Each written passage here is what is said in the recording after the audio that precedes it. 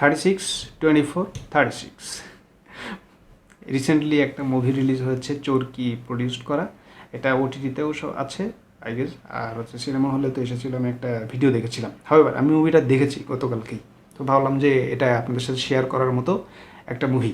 তো চলেন কী কী দেখলাম, কী কী শিখলাম, কী কী জানলাম, কী কী বুঝলাম, কেন আপনাদের সাথে শেয়ার করছি সেটা নিয়ে গল্পগুজব শুরু করি। এই সিনেমাটার প্রতি আমার আগ্রহ সামান্য ছিল এই কারণে, এখানে ওই যে একসময় দেখতাম যে দেখো টিভি, এটাতে ওই যে কন্টেন্ট ক্রিয়েট করতো যে কারিনা কাইসার, হ্যাঁ, তো উনি দেখলাম যে এখানে একটা পোস্টারের মধ্যে উনি আছেন এখানে। তারপর হচ্ছে যে ডানা ভাই জোস নামে একটা কন্টেন্ট ক্রিয়েটর আছে, উনিও আছেন এখানে। তারপরে শাওন, তারপরে দিঘি, এরা আছে। তো বেসিক্যালি শাওন নাটক দেখেছি, কিন্তু দিঘির তেমন কিছু দেখা হয়নি, মানে সিনেমা টিনেমা। তো ওর ব্যাপারে তো এমনি নেগেটিভলি বলেছে, যে ভিডিও যেগুলো দেখেছি যে তেমন ভালো অভিনয় করেনি এর আগে আর কি। হাওয়েভার তো সামনে যেহেতু আসলো, নামটাও চমৎকার, 36, 24, 36, তো এটা সব মিলে আবার একটু ভাবলাম যে দেখি। তো দেখতে গিয়ে কিন্তু প্রথম থেকে আমার ভালো লেগে গেল। একটা সিনেমা আসলে মানুষজন স্কিপ করে কেন জানেন, যে দেখে ভালো লাগে না কেন? ফার্স্ট অফ অল হয়তো গল্প ভালো, কিন্তু গল্পের মধ্যে তো আসলে দর্শকটাকে প্রথমে ক্যাচ করতে হবে, ক্যাচিং পয়েন্ট আসলে থাকে না সবসময়, যার কারণে মানুষজন বিরক্ত হয়। হয়তো স্লো মুভি, আমি আসলে সব ধরনের মুভি দেখি, যখন দেখা শুরু করি তখন স্লো, যেটা একদম মানুষ দেখে না কেউ, তাও আমি দেখি ধৈর্য নিয়ে দেখি, দেখি কী হয়, ভালো গল্প থাকে। কিন্তু কিন্তু কমার্শিয়ালি আসলে কমার্শিয়াল বিষয়টা তো থাকতে হয়, যে একটা মুভি তো খরচ করে বানানো হয়, দর্শকটাকে তো ধরে রাখতে হবে, আগ্রহ সৃষ্টি করাতে হবে। তো আমি বলবো যে সেই দিক থেকে 36, 24, 36 এটাতে এই উপাদানটা ছিল। আমার পুরো মুভিটা শেষ করতে মিনিমাম 1 সেকেন্ডের জন্য বিরক্ত লাগেনি। তো যেটা বিষয়টা ছিল, মানে এখান থেকে আমি যে যে বিষয়গুলো জানলাম, যে ফার্স্ট অফ অল বলবো, এই মুভিটা আপনি যখন ভাববেন যে আমি কার সাথে, ফ্যামিলি পার্সন, ফ্রেন্ড বা কারোর সাথে দেখতে পারবো কিনা, হ্যাঁ অনায়াসে দেখতে পারবেন। ফ্যামিলিতে এই মুভিতে তেমন এমন কিছু কোনো উপাদান নেই যেটার কারণে আপনি দেখতে পারবেন না কাউকে নিয়ে, ফ্যামিলি পার্সন নিয়ে। ফার্স্ট অফ অল এটা আপনি দেখতে পারবেন, গল্পটা ভালো, আপনার বিরক্ত লাগবে না। তবে হ্যাঁ, আমার ভালো লেগেছে, তো আমার ফ্যামিলি পার্সনদের সাথে শেয়ার করলাম, দেখলাম যে ওরা মানে বলেছে এই গল্প নাকি ইন্ডিয়াতে বা বিভিন্ন অন্য কোনো মুভি থেকে নেয়া, বা গল্পের সাথে মিল আছে, তারা হয়তো দেখেছে। তো আমি যেহেতু অন্য কোনো দেশের মুভি তেমন কিছু দেখিনি, এই গল্পটা দেখিনি, তাই আমার কাছে নতুনই লেগেছে, সেই হিসেবে আমার কাছে ভালো লেগেছে। হাওয়েভার মানে কপি, আমি আবার তাকে রেসপন্স করেছি, আরে এরকম কপি মুভি তো বাংলাদেশে এরকম শত শত হয়েছে, কয়টা এরকম ভালো লেগেছে? আমি এরকম কপি মুভিতে দেখেছি, ভালো তো লাগেনি, কিন্তু এটা তো ভালো লেগেছে। তো মেকিংটা এই জন্য ভালো ছিল, কারণ রেজাউর রহমান ডিরেক্টর, তো আমি যদি নাম ভুল করে না থাকি, হয়তো আমার মেমোরি অতটা শার্প না। তো আমি আসলে ভেবেছিলাম যে এই ডিরেক্টরের নাম তো আমি কখনো শুনিনি, মানে আমি শুনতেই হবে ব্যাপারটা এরকম না, কিন্তু আমি শুনিনি আর কি, আমি তেমন চিনি না। তো কেমন না কেমন বানিয়েছে। তো সিনেমা শেষে মনে হলো যে না, এ তো মানে সেরকম একটা মেকিং হয়েছে, মানে প্রত্যেকটা জায়গায় যে কত সুন্দর করে নজর দিয়ে মুভিটা বানিয়েছে, সেটা তো মুভি দেখেই বুঝতে পারলাম। তো ডিরেক্টরকে থ্যাঙ্কস। এবার আসি হচ্ছে মানে কী কী আসলে আমার কাছে ভালো লাগলো। একটা ইভেন্ট ম্যানেজমেন্ট কোম্পানি সম্পর্কে আমার কম বেশি আইডিয়া আছে। তো এটা দেখলে আপনি বুঝতে পারবেন যে একটা ইভেন্ট ম্যানেজমেন্ট কোম্পানির যে কী পরিমাণে পেইন থাকে, মানে এটা একটা কোম্পানি রান করতে হলে এর কর্মীদের কী পরিমাণে বিচলিত থাকতে হয়, কতটা পেইন নিয়ে কাজ করতে হয়, কত কিছু ম্যানেজ করতে হয় একটা ইভেন্ট করতে গেলে।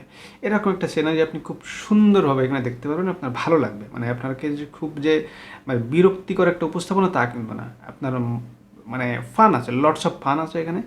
তো আপনি দেখতে ভালো লাগবে যে একটা ইভেন্ট ম্যানেজমেন্ট কোম্পানিতে কী কী ধরনের অ্যাক্টিভিটিস হয়, এটা দেখতে আপনি বুঝতে পারবেন। নাম্বার 1। নাম্বার 2 হচ্ছে কারিনা কাইসার।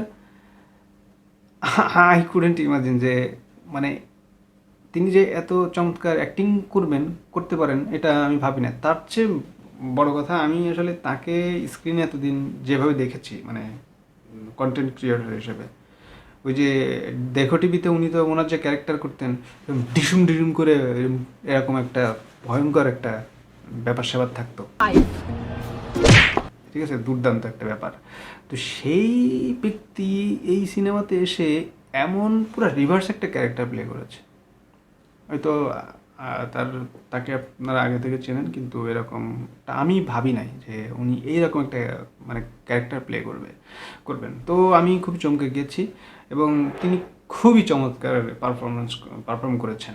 আমি তার পারফরমেন্সে পুরো একদম মুগ্ধ। কারণ হচ্ছে এখানে আরও দিঘি তো একদম মেইন স্ট্রিম মুভি টুভি করেছে, মুভি করার মেয়ে। তারপর হচ্ছে শাওন বহুদিন ধরে নাটক করে এখানে। তারপরে এরকম আরও ব্যক্তি রয়েছেন, মূলত এরাই কয়েকজন পুরো স্ক্রিন জুড়ে ছিলেন আর কি, পুরো গল্প জুড়ে।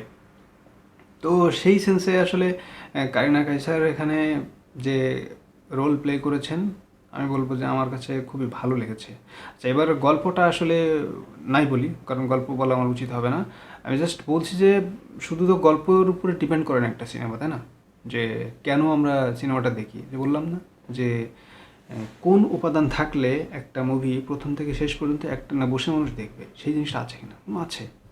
আমি আসলে প্রচুর মজা পেয়েছি। মানে একটা সিন, মানে কষ্টের, খারাপ লাগার, কিন্তু ওখানে এত চমৎকারভাবে হিউমার ইনপুট দেওয়া হয়েছে যে আমি লিটারালি হাসতে বাধ্য হয়েছি।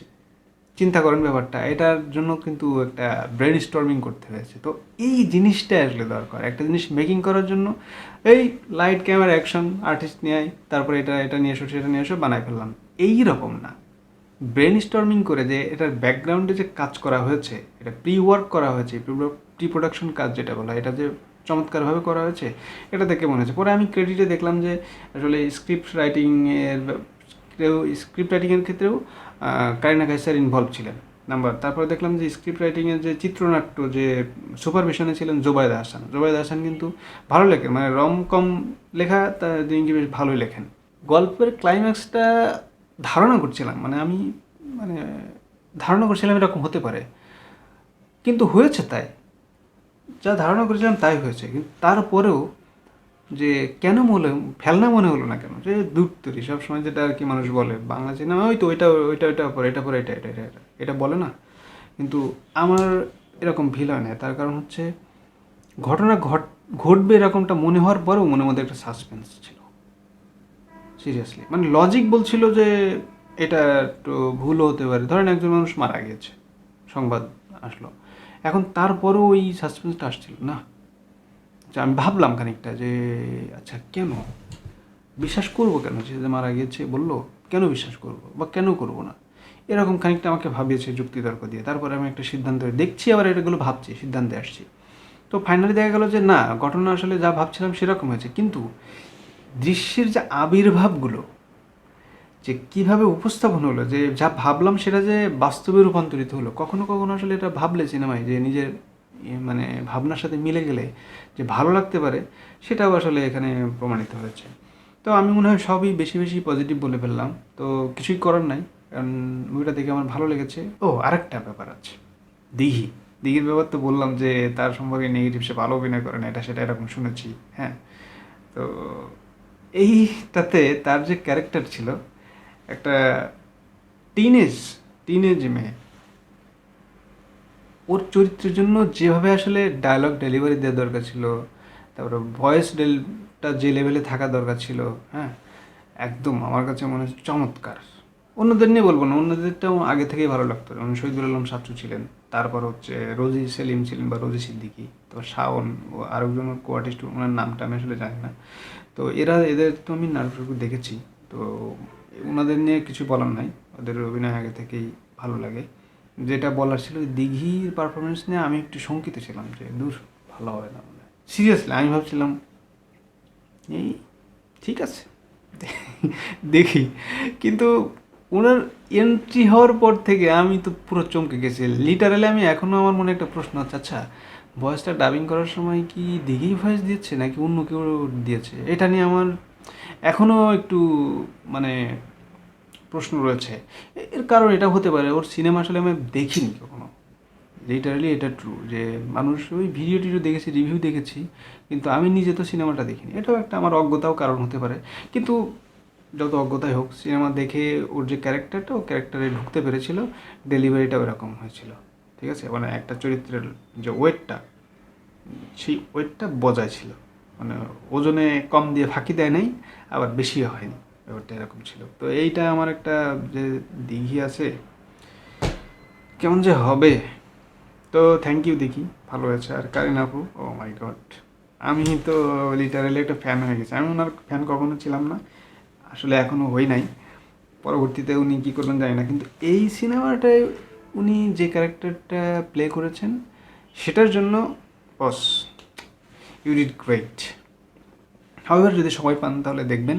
ও একটা ব্যাপার আছে কিন্তু এখানে, ডায়লগটা আসলে খুবই ইম্পর্ট্যান্ট, বুঝতে পারছেন? কারণ আগের সিনেমাগুলো দেখবেন, বাংলাদেশের সিনেমা নিয়ে যতই ট্রল করেন, একটা সময় সিনেমার ডায়লগগুলো কিন্তু মানুষের মুখে মুখে ছিল। অশ্লীল সিনেমা বলেন আর শালীন সিনেমা যেটাই বলেন না কেন, এটিএম শামসুজ্জামান সাহেব যে ডায়লগ দিতেন, হুমায়ুন ফরিদি, আহমেদ শরীফ, মিজু আহমেদ, হ্যাঁ, এরকম আরেকজনের নাম না বললেই নয়, ডিপজল, আর বাকি অন্যান্য কিছু ক্যারেক্টার নিয়ে না বললেই নয়, যে কায়না ক্যাচারের যে টিমটা ছিল, ইভেন্ট ম্যানেজমেন্ট টিমে যে অন্যান্য যেসব মেম্বাররা ছিলেন, যারা ওই ক্যারেক্টারগুলো প্লে করেছেন, সবাই ভালো করেছেন কিন্তু। আর বেশিরভাগ ক্ষেত্রে দেখা যায় আমাদের ইন্ডাস্ট্রিতে যে মেইন ক্যারেক্টার বলে একটা বিষয় থাকে, তারপরে সাইড ক্যারেক্টার বলে একটা বিষয় থাকে, এক্সট্রা বলেও অনেকে সম্বোধন করে থাকে। তো বেশিরভাগ ক্ষেত্রে দেখা যায় যে মেইন ক্যারেক্টার যাদেরকে ভাবে তাদেরকে দিয়ে খুব যত্ন করে করে, বাকিগুলোকে ডেকে নিয়ে কোনো রকমেই লাইট ক্যামেরা অ্যাকশন শট হয়েছে, যা থাপ বেরো, এইরকম টাইপের করাই মনে হয়। ধরে নিয়ে এসে দাঁড় করায় দেই, খানিকটা নড়াচড়া করে ডায়লগ ডেলিভারি মুখস্থ, শেষ। কিন্তু এই ক্ষেত্রে আমার কাছে মনে হয়েছে না, প্রত্যেকটা যে যার সিকোয়েন্স ছিল হয়তো কয়েক সেকেন্ডের বা কয়েক মিনিটের বা 2-3টা সিকোয়েন্স ছিল, এরকমও যদি থেকে থাকে, হয়তো ছোট একটা কাজ করেছে, পেছনে দাঁড়িয়েছিল, ওনাদেরকেও যত্ন নিয়ে কাজ করা হয়েছে। এই জিনিসটা খুব জরুরি ছিল। তো এই পয়েন্টটা আমার কাছে ভালো লেগেছে। তো সব মিলিয়ে 36 মুভিটা আমার কাছে চমৎকার লেগেছে। আপনাদের কাছে কেমন লেগেছে সেটা জানাবেন। আর হচ্ছে আমি যে এগুলো বললাম এর মধ্যে যদি মনে করেন যে কোনো ভুল বলেছি, সেটাও আমাকে জানাবেন, ঠিক আছে? এটা জানালে আমি কৃতজ্ঞ থাকবো আপনাদের প্রতি। আর ইন্টারাকশানটা হলো, আপনাদের থটসটা আমি জানলাম। থটসটা আসলে শেয়ারিং করা খুব জরুরি, বুঝতে পেরেছেন? যে কে কোনটা ভাবছে, আমি যেন সবসময় আমারটা রাইট না ভাবতে পারি, সেটাও আপনাদের দায়িত্ব, আমাকে ভুল বানানো। এবং আপনারা যেটা বলবেন সেটাও যদি সঠিক না হয়, আমার থটসটাও আপনাদের সাথে শেয়ার করা উচিত। এই জিনিসটা একটা brain storming, national brain storming হওয়া উচিত ন্যাশনালি। যে মানে আমরা পুরো একটা জাতি যেন সবসময় আমরা নিজেদেরকে সঠিক না ভাবি, আমরা যেন ব্রেন স্টর্মিং করে আমরা যেন এই রকম মানসিকতা নিয়ে গড়ে উঠতে পারি যে I am not right every time, always. আমাদের নিজেদেরকে কারেকশন করার দরকার আছে, আপডেট করার দরকার আছে। তো এই পর্যন্তই। যদি ভিডিও ভালো লেগে থাকে তাহলে কি করবেন, শেয়ারটা করে দিন আর কি, এই আর কি, দেখার ব্যবস্থা করে দিন, আর একটু বেশি মানুষের কাছে যাতে পৌঁছাতে পারি। তো পরবর্তী ভিডিওতে দেখা হতে পারে, ততক্ষণ তো অবশ্যই ভালো থাকবেন। প্রিয়ন্তী, কিন্তু এটা তো শুধু তাসিরের প্রবলেম না, পুরা সোসাইটিটাই তো এরকম। এমন ভাবে একটা বিউটি স্ট্যান্ডার্ড সেট করা that unless you are perfect you don't matter at all.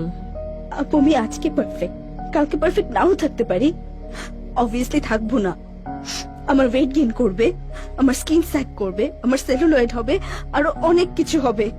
তখন কি তাসির আমার সাথে থাকবে? তুমি কি কোনো গ্যারান্টি দিতে পারবে?